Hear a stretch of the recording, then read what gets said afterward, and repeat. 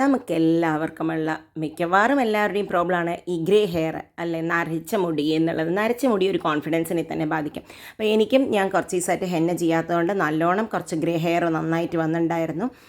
ഞാൻ ഇനിയിപ്പോൾ നാട്ടിലേക്കൊക്കെ പോകണം. അപ്പോൾ അതിന് മുമ്പായിട്ട് കുറച്ച് മുടിയൊക്കെ ഒന്ന് കറുപ്പിച്ചേക്കാമെന്ന് വിചാരിച്ചു. അപ്പോൾ നാച്ചുറലായിട്ട് എങ്ങനെയാണ് മുടി കറുപ്പിക്കേണ്ടതെന്ന് ആലോചിച്ചിട്ട് നോക്കിയിട്ട് ഇത്തവണ ഒരു പുതിയൊരു രീതിയിലൊന്ന് പരീക്ഷിച്ച് നോക്കിയപ്പോൾ അടിപൊളിയായിട്ട് മുടി നല്ല നാച്ചുറലായി തന്നെ നല്ല ബ്ലാക്ക് കളറിൽ വരികയും ചെയ്തു. അപ്പോൾ ആ ട്രിക്ക് നിങ്ങളുമായിട്ടൊന്ന് ഷെയർ ചെയ്യാമെന്ന് വിചാരിച്ചു. ഈ വീഡിയോ ഇഷ്ടപ്പെടുകയാണെങ്കിൽ ഒന്ന് ഷെയർ ചെയ്ത് സപ്പോർട്ട് ചെയ്യണേ.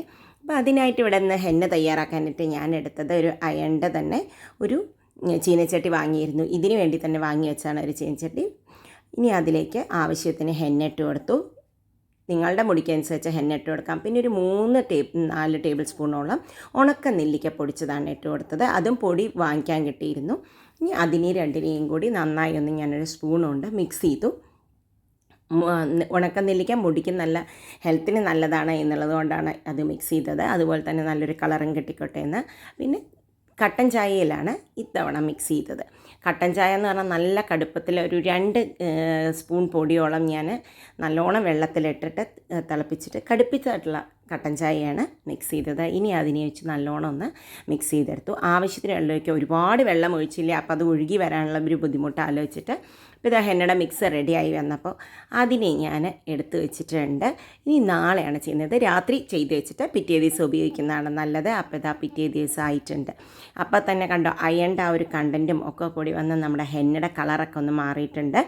ഇനി ഇത് ഉപയോഗിക്കുന്നതിന് മുമ്പായിട്ട് ഞാൻ സാധാരണയായിട്ട് ഒരു കാര്യം ചെയ്യാറുള്ളത് ഇതാ ഈ സംഭവം കൂടി ചെയ്ത് കഴിഞ്ഞാൽ നല്ല കണ്ടീഷണർ മാതിരി ഉപയോഗിക്കാം. നമുക്കൊരു മുട്ടയുടെ വെള്ള മാത്രം കേട്ടോ, യെല്ലോ ഉപയോഗിക്കാറില്ല, വെള്ള മാത്രം. മുട്ട ഉപയോഗിക്കുമ്പം മുടിക്ക് സ്മെല്ലൊന്നും വരുമെന്നൊന്നും വിചാരിക്കേണ്ട. യെല്ലോ ഉപയോഗിക്കാത്തതുകൊണ്ട് തന്നെ മുട്ടയുടെ സ്മെല്ലൊന്നും തന്നെ വരാറില്ല. മുടി നല്ല കണ്ടീഷനിങ് ആയിട്ട് ഫീൽ ചെയ്യാറുമുണ്ട്. അപ്പോൾ അതാ അങ്ങനെ മുട്ടയുടെ വെള്ളയും കൂടിയിട്ട് നന്നായി അതിനെ ഒന്ന് മിക്സ് ചെയ്തതിന് ശേഷം ഇതിനെ ഞാൻ തേച്ച് പിടിപ്പിച്ചു. ഒരു 3 മണിക്കൂറോളം തേച്ച് പിടിപ്പിച്ചിട്ടാണ് ഇത് ഉപയോഗിച്ചത്. ആവശ്യത്തിന് വെള്ളം ഒഴിച്ചു. അപ്പോൾ ഇത് ഒരുപാട് ഭയങ്കരമായിട്ട് വെള്ളമില്ലാത്തതുകൊണ്ട് തന്നെ എനിക്ക് ഒഴുകി വരുന്ന ഒരു കണ്ടീഷൻ കുറവായിരുന്നു. അപ്പോൾ ഓവർ തിക്കിലായി കഴിഞ്ഞാൽ നമ്മുടെ മുടിയിൽ പിടിക്കുകയുമില്ല. അപ്പോൾ ആവശ്യത്തിന് തിക്നെസ്സിലാക്കിയിട്ട് ഉപയോഗിക്കുക. അതുമാതിരി തന്നെ ഇതാ ഈ മുട്ടയുടെ വെള്ളം ഇട്ടിട്ട് നന്നായി ഒന്ന് ബീറ്റ് ചെയ്ത് മിക്സ് ചെയ്യണം. അപ്പോഴേ കറക്റ്റ് ആവുള്ളൂ.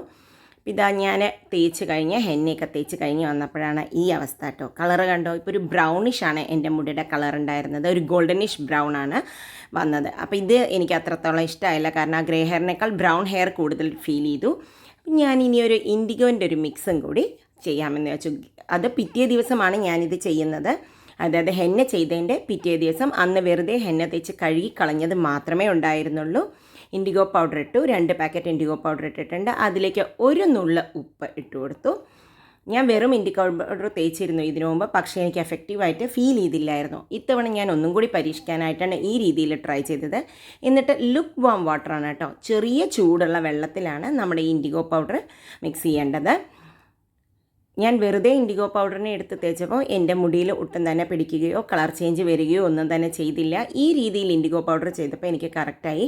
ഹെന്ന ചെയ്തതിൻ്റെ പിറ്റേ ദിവസമാണ് ഞാനിത് ചെയ്യുന്നത്. ഷാമ്പു ഒന്നും ഇട്ടിട്ട് മുടി കഴുകി കളഞ്ഞിട്ടില്ല. ഹെന്ന ചെയ്തു, പിറ്റേ ദിവസം ഈ ഇൻഡിഗോ പൗഡറിനെ ഇട്ട് തേച്ചു.